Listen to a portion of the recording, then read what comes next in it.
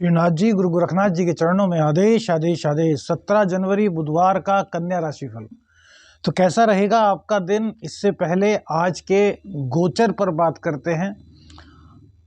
आज के पंचांग पर बात करते हैं। आज बुधवार का दिन है। गणपति जी के चरणों में नमन करते हुए आज के दिन की शुरुआत करेंगे। पोष शुक्ल पक्ष की सप्तमी तिथि आज रहेगी। सूर्य उदय का समय सुबह 7:14 पर रहेगा, जबकि सूर्यास्त शाम को 5:47 पर होगा।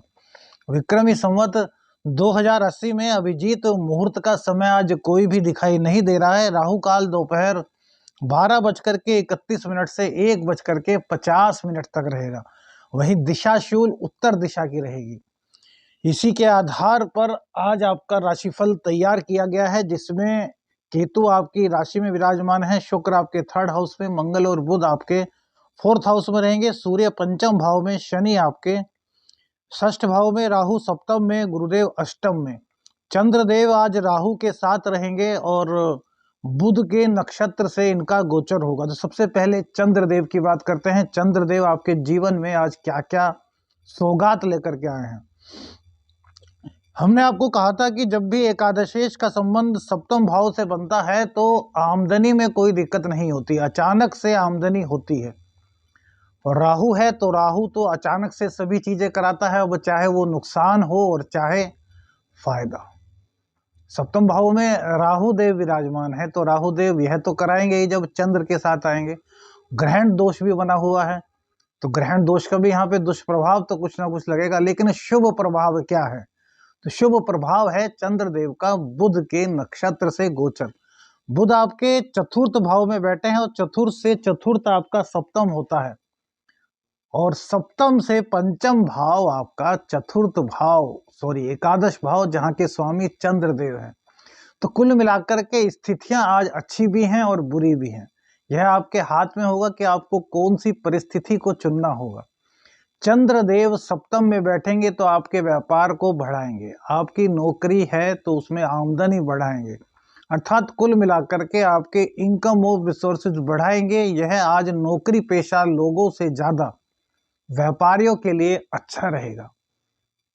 बुध के नक्षत्र से चूंकि इनका गोचर है, खाने पीने का सामान बेचने वाले जो लोग हैं, कम्युनिकेशन स्किल्स का जो काम करते हैं, वाक अर्थात वाणी से संबंधित जो कार्य करते हैं, उनके लिए अच्छा रहने वाला है। लेकिन 1 मिनट रुकिए, चंद्रदेव राहु से पीड़ित भी हैं, ग्रहण दोष भी है, तो यहाँ पर आपको अपने चंद्र को मजबूत करना बहुत जरूरी है। चंद्रदेव को मजबूत करने के लिए माँ की सेवा, माँ का आशीर्वाद, ये बहुत जरूरी है। चंद्रदेव को राहु ग्रसित करेंगे, ग्रहण दोष का निर्माण गोचर में होगा, तो इसका प्रभाव सबसे पहले आपके माता जी के स्वास्थ्य पर पड़ेगा, दूसरा प्रभाव आपके सुखों पर पड़ेगा, तीसरा प्रभाव आपकी इनकम पर पड़ेगा। तो क्या इनकम पर प्रभाव पड़ेगा तो क्या इनकम आपकी समाप्त हो जाएगी? नहीं, ऐसा नहीं है। ना इनकम कम होगी ना इनकम समाप्त होगी, इनकम को होने में थोड़ी परेशानियां होंगी। माँ का स्वास्थ्य थोड़ा सा आज खराब रहने की उम्मीद है। मौसम भी सर्दी का बहुत चल रहा है, तो ठंड आदि लग सकती है माता जी को, तो उसका आपको थोड़ा सा ध्यान रखना है। इसके अलावा जो सुख है, सुखों में कमी यह दर्शा रहा है, तो सुख ज्यादातर घर पे ही प्राप्त होते हैं।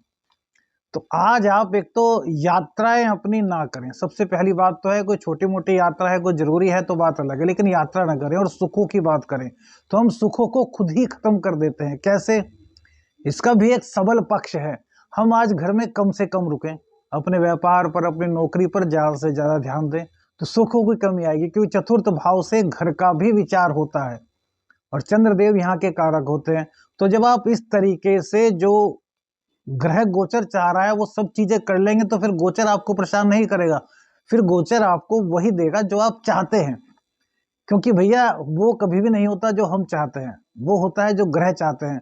तो जो ग्रह चाहते हैं वो हमें करना चाहिए, फिर वो होता है जो हम चाहते हैं। इस चीज को अपनी जिंदगी में हमेशा के लिए आजमा लीजिए। आज आजमाएं, कल आजमाएं, परसों आजमाएं, जब चाहें तब आजमाएं, लेकिन आजमा करके देखिएगा, यह सूत्र आपकी जिंदगी में पूरी तरीके से बेहतरीन होगा।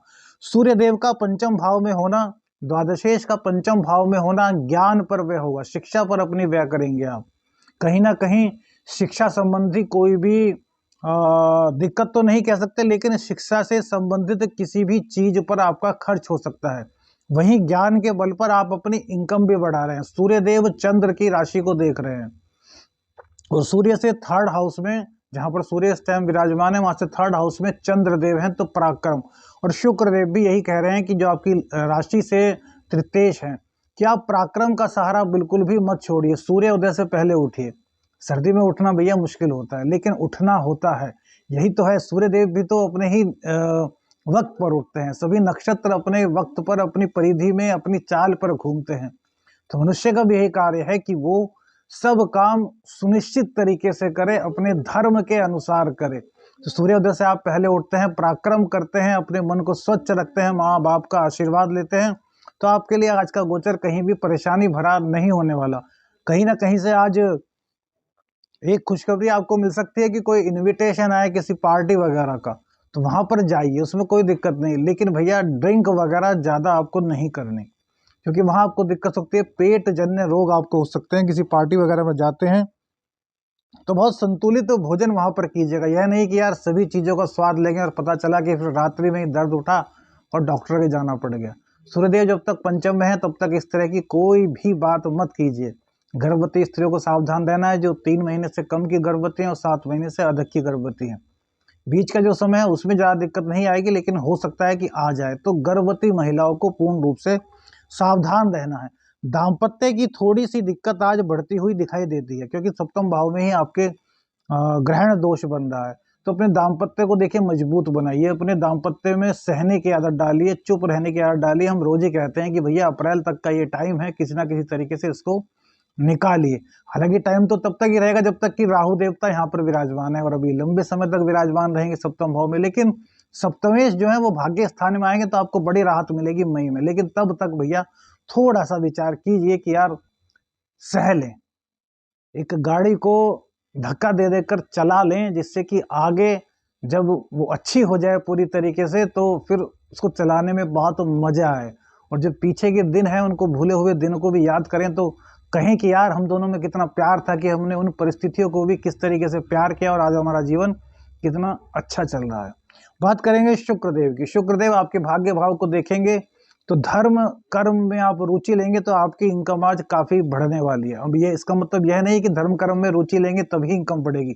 इनकम तो कहीं ना कहीं आज बढ़ रही है, लेकिन हमारा कहना है कि यदि आप धार्मिक गतिविधियों में प्रतिभाग करते हैं तो इनकम हो सकता है किसी पुण्यवश आपकी और अधिक हो जाए, यानी कि आपकी अपेक्षा से अधिक हो जाए। लेकिन वो धर्म कार्य इस मद में नहीं होना चाहिए कि मेरे इनकम हो, वो आपके मन से, आपकी श्रद्धा से होना चाहिए। ये हमने इसलिए बताया क्योंकि आपके जो गोचर है उसमें ऐसी परिस्थिति बन रही है। मंगल देव आपके वर्चस्व को बढ़ा रहे हैं, आपका व्यापार में, नौकरी में दबदबा बढ़ा रहे हैं।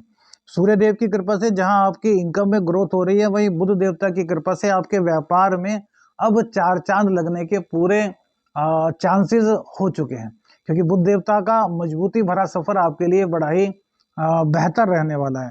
गुरुदेव अष्टम में है तो आपकी अर्निंग में सहयोग तो नहीं करेंगे, लेकिन सेविंग कराने में कहीं ना कहीं सहयोग करेंगे। आपके मन में कुछ ऐसी इच्छाएं आएंगी कि आप सेविंग कर पाए।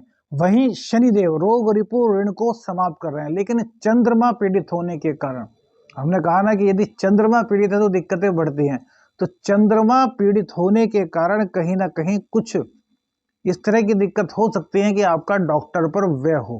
लेकिन इन चीजों को आप आसानी से बचा सकते हैं यदि आप अपने पेट का ध्यान रखें, कुछ बाहर का ना खाएं पिए, तो ये स्थितियां बड़े आराम से आपकी अच्छी हो जाएंगी। अब एक चीज और आपको बताएंगे, क्योंकि राहु से पंचम चंद्र का घर पड़ता है और वहीं पर सूर्य देव की दृष्टि भी है। तो एक चीज आपको कहेंगे कि अपने पिताजी के स्वास्थ्य का एक तो ध्यान रखें आप, पिताजी का आशीर्वाद अवश्य लें, और एक उपाय और कर दें। क्या कि थोड़े से गेहूं लीजिए, उन गेहूं को अपने उस ऊपर से 7 बार क्लॉकवाइज उतारिए और उनको किसी मंदिर में या फिर किसी जरूरतमंद को दान दे दीजिए। यह उपाय किसी भी रविवार से 5 दिन करें या किसी भी दिन से लगातार 5 दिन तक करें, इससे आपको काफी लाभ होगा। आपके जो खर्चे हैं, अनावश्यक खर्चे, वो कम होंगे और आप पर आपकी आत्मा जो है ना वो मजबूत होगी। यदि आप कहीं ना कहीं से अपने आप को वीक महसूस कर रहे हैं, आपको लग रहा है कि यार यह काम मैं कर सकता हूं लेकिन मेरे करने के लिए मेरे अंदर हिम्मत नहीं है, तो यह उपाय आपको बहुत ज्यादा सकारात्मकता देगा। आदेश आदेश अलख निरंजन। हर हर महादेव।